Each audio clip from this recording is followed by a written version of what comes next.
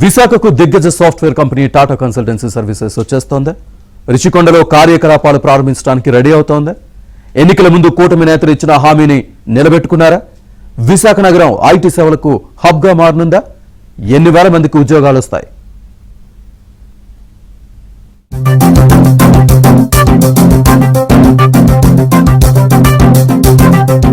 Andhra Pradesh IT మంత్రి లోకేష్ ఇటీవలే విశాఖకు టీసీఎస్ వస్తుందని చెప్పారు. ఆయన చెప్పినట్లుగానే ఆ దిశగా శరవేగంగా అడుగులు పడుతున్నాయి. టీసీఎస్ చైర్మన్ చంద్రశేఖరన్ సహా సంస్థ ప్రతినిధులు వచ్చి సీఎం చంద్రబాబుని కలిశారు. ఒప్పందాలు కుదిరాయి. దిగ్గజ software company Tata consultancy services విశాఖపట్నంలో కార్యకలాపాల ప్రారంభానికి అంతా రెడీ అవుతోంది. రిషికొండ ఐటీ పార్క్ హిల్ 2 పై నాన్ సెజ్ ఏరియాలోని డల్లాస్ టెక్నాలజీస్ భవనాన్ని లీజుకు తీసుకుని అందులో కార్యాలయం ఏర్పాటుకు టీసీఎస్ ముందుకొచ్చింది. లీజు ఒప్పందానికి ఆమోదం తెలుపుతూ ఇటీవలే రాష్ట్ర ప్రభుత్వం ఉత్తర్వులు జారీ చేసింది. ఇందులో టీసీఎస్ తొలి దశలో 2000 మందికి ఉద్యోగ అవకాశాలు కల్పిస్తుంది. ఆ తర్వాత మరింత విస్తరిస్తుంది. చాలా సంతోషం. ఈ విశాఖపట్నం ఐటీ హబ్కి మొట్టమొదటి సిటీగా ఈ రాష్ట్రంలో తయారవ్వాలని చెప్పి మరి మా నాయకులు తలచి ఈ కంపెనీని తేవడం జరిగింది. మీకు తెలుసు, మొన్ననే ఇన్ఫోసిస్ కూడా క్యాంపస్ స్టార్ట్ చేసింది. ఆ క్యాంపస్లో కూడా సుమారు 7,000 నుంచి 10,000 వరకు కూడా వాళ్ళు ఉద్యోగాలు ఇచ్చి ఇక్కడ కంపెనీ మొదలు పెడతామని చెప్పారు. ఇది ఒక మంచి పరిణామం, శుభ పరిణామం. విశాఖపట్నంలో ఎప్పటి నుంచో మనం కోరుకుంటున్న ఐటీ విప్లవం రావాలి.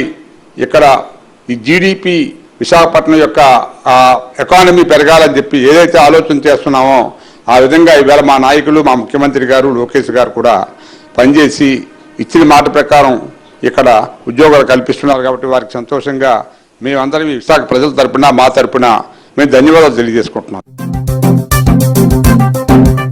విశాఖపట్నం ఐటీ కేంద్రంగా అభివృద్ధి సాధిస్తున్నప్పటికీ పెద్ద పెద్ద కంపెనీలు లేకపోవడం లోటుగా ఉండేది. గత వైసీపీ హయాంలో అయితే ఉన్న ఐటీ కంపెనీల్ని సైతం తరిమేశారు. దీంతో ఐటీని ఎలాగైనా మళ్లీ గాడిలో పెట్టాలని నిర్ణయించింది కూటమి సర్కార్. దీనిపై ప్రత్యేకంగా దృష్టి సారించి టాప్ 10 కంపెనీలు వచ్చేలా చేస్తామని ఐటీ మంత్రి నారా లోకేష్ చెప్పారు. ఆ మేరకు టీసీఎస్ ప్రతినిధుల్ని విశాఖకు ఆహ్వానించారు. నగరంలోని ఐటీ పార్కుల్లో భవనాలు, భూములు చూసుకోవాలని, అన్ని మౌలిక సదుపాయాలు కల్పిస్తామని హామీ ఇచ్చారు. అయితే తమకు తొలుత భవనమే కావాలని, అది కూడా సెజ్ పరిధిలో ఉండకూడదని టీసీఎస్ ప్రతినిధులు స్పష్టం చేశారు.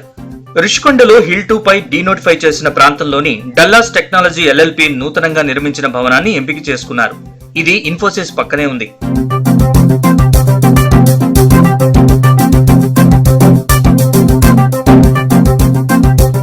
డల్లాస్ టెక్నాలజీస్ కంపెనీకి ఏపీఐఐసి 2016లో హిల్ 2 పై 7,774.90 చదరపు మీటర్ల భూమిని కేటాయించింది.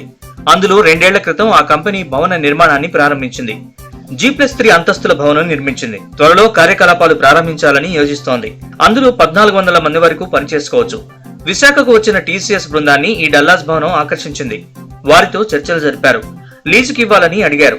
రాష్ట్ర ప్రభుత్వం అనుమతిస్తే లీజుకివ్వడానికి డల్లాస్ యాజమాన్యం అంగీకరించింది. అయితే డల్లాస్ భవనంలో సీటింగ్ సామర్థ్యం 2000 మందికి సరిపడా విస్తరించాలని టీసీఎస్ కోరింది. టీసీఎస్ కు భవనాన్ని లీజుకివ్వడానికి డల్లాస్ కు అనుమతి మంజూరు చేసింది ఏపీ ప్రభుత్వం. నిబంధనల ప్రకారం ఉపాధి కల్పించాలని, 10 ఏళ్ల పాటు అది కొనసాగాలని టీసీఎస్ కు స్పష్టం చేశారు. గతంలో పొట్ట చేత పట్టుకుని ఎంత చదువులు చదివినప్పటికీ కూడా ఉద్యోగ ఉపాధి అవకాశాలు లేక వలస కూలీలుగా వెళ్ళిపోయినటువంటి ఈ యొక్క నిరుద్యోగ యువత అందరికీ కూడా ఒక కొత్తదనం, ఈ యొక్క నిరుద్యోగులకి కళ్ళల్లో ఆనందం చూడాలని ఒక మంచి ఉద్దేశంతో నారా లోకేష్ గారు ఈరోజు హుటాహుటిన ఈ యొక్క టీసీఎస్ కంపెనీని హిల్ నెంబర్ 2 రుషికొండ పైన మరి ప్రారంభించడానికి మొదటి అడుగు వేశారు. దీనికి అన్ని రకాలైనటువంటి అవకాశాలు ఉన్నాయి. మరి నిరుద్యోగ యువత ఇక్కడికి వచ్చి పనిచేసుకోవడానికి సుమారు 1400 ఉద్యోగాలతోటి ప్రారంభం అవుతున్నటువంటి ఈ యొక్క కంపెనీ డల్లాస్ టెక్నాలజీస్ దగ్గర నుంచి లీజుకు కూడా తీసుకుని ఈరోజు రాష్ట్ర ప్రభుత్వం చాలా ముందడుగుగా నిరుద్యోగ యువతకి ఉద్యోగ ఉపాధి అవకాశాలు ఇవ్వాలని ముందడుగుగా వాళ్ళు సాగుతున్నారు. చిన్న చిన్న సాఫ్ట్వేర్ కంపెనీస్ మాత్రమే వచ్చాయి. అది కూడా రుషికొండలోని ఐటీ సజ్ అని చెప్పేసి అక్కడ ఐటీ హబ్ని కూడా ఏర్పాటు చేసి కొన్ని సాఫ్ట్వేర్ కంపెనీస్ ఏర్పాటు చేసినా సరే చిన్న కంపెనీలే రావటం వల్ల ఈ నగరాన్ని గత పాలకులు అనుకున్నట్టు ఇక్కడ ఈ ప్రాంతాన్ని ఐటీ హబ్గా మార్చడంలో కొంత వైఫల్యం చెందారు. దానికి ప్రత్యక్షమైనటువంటి ఇబ్బంది ఏంటంటే ఇక్కడ చిన్న చిన్న కంపెనీలే వచ్చాయి. త్వరితగతిన ఈ ప్రాంతానికి ముఖ్యంగా విశాఖపట్నానికి వచ్చే విధంగా రుషికొండ ఇప్పటికే ఐటీ హబ్గా వెలుగొందుతుంది కాబట్టి దాన్ని మరింతగా విస్తృతపరిచి ఆ ప్రాంతంలోని విస్తృతమైన ఈ టాప్ 10 పెద్ద కంపెనీలన్నీ వచ్చే విధంగా చర్యలు తీసుకుంటే ఈ రాష్ట్రంలో ఉన్నటువంటి నిరుద్యోగ యువతకి సాఫ్ట్వేర్ రంగంలో ఉపాధి అవకాశాలు కల్పించడంలో ఆర్థిక రాజధాని అనే ఒక స్థాయి కలిగినటువంటి నగరం విశాఖపట్నం. ఈ విశాఖపట్నం ప్రాంతం ఐటీ పరిశ్రమకు కీలకంగా మారాల్సినటువంటి అవసరం చాలా ఉంది. ఇక్కడ ఇప్పటికే పారిశ్రామిక రంగం అభివృద్ధి చెందింది. దీనికి సమాంతరంగా ఐటీ రంగం కూడా విశాఖపట్నంలో అభివృద్ధి చెందాలి. ఈరోజు పత్రికల్లో మేము చూస్తూ ఉన్నాం, టీసీఎస్ లాంటి పెద్ద కంపెనీ విశాఖపట్నంలో తమ పరిశ్రమను ప్రారంభిస్తోందని, దాదాపుగా 2000 మందికి ఉపాధి అవకాశాలు లభించే అవకాశం ఉందని ఈరోజు పత్రికల్లో వస్తూ ఉంది. దీన్ని మేము స్వాగతిస్తూ ఉన్నాం.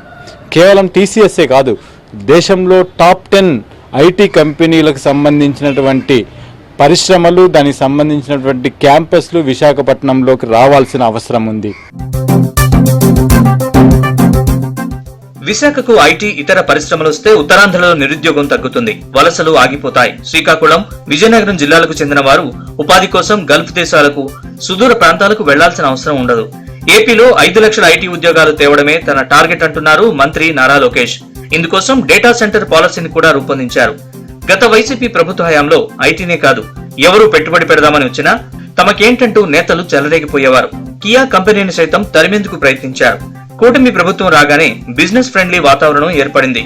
ఏదైనా ఒక నగరానికి పరిశ్రమలు రావాలంటే మౌలిక సదుపాయాలు బాగుండాలి. అందుకే విశాఖకు ఔటర్ రింగ్ రోడ్ ని సైతం ప్రతిపాదించారు సీఎం చంద్రబాబు. నగరాన్ని కలుపుతూ విజయనగరం, నెల్లిమర్ల, భోగాపురం, అనకాపల్లి పట్టణాలకు ఔటర్ రింగ్ రోడ్ నిర్మాణానికి ప్రతిపాదనలు సిద్ధం చేయాలని అధికారుల్ని ఆదేశించారు. డ్రైనేజ్ నుంచి పార్కుల వరకు అన్నింటినీ తీర్చిదిద్దాలన్నారు. 2026 నాటికి భోగాపురం ఇంటర్నేషనల్ ఎయిర్పోర్ట్ సైతం పూర్తవుతుంది. ఉత్తరాంధ్రలో పోర్టుల అనుసంధానం జరుగుతుంది. నీటి సమస్య లేకుండా తగు చర్యలు తీసుకుంటున్నారు. విశాఖలో 2 ప్యాలెస్లు కట్టినంత మాత్రాన అభివృద్ధి జరిగినట్లు కాదు. మౌలిక సదుపాయాలు కల్పించి పరిశ్రమలు వస్తేనే యువతకు ఉద్యోగాలొస్తాయి. సంపదను సృష్టిస్తే ఆటోమేటిక్ గా ఏ నగరమైనా అభివృద్ధి జరుగుతుంది. గత జగన్ హయాంలో రాజధాని పేరుతో విశాఖలో కబ్జాలు, రౌడీయిజం రాజ్యమేలితే ఇప్పుడు కంపెనీలతో కళకళ్లాడుతోంది విశాఖ.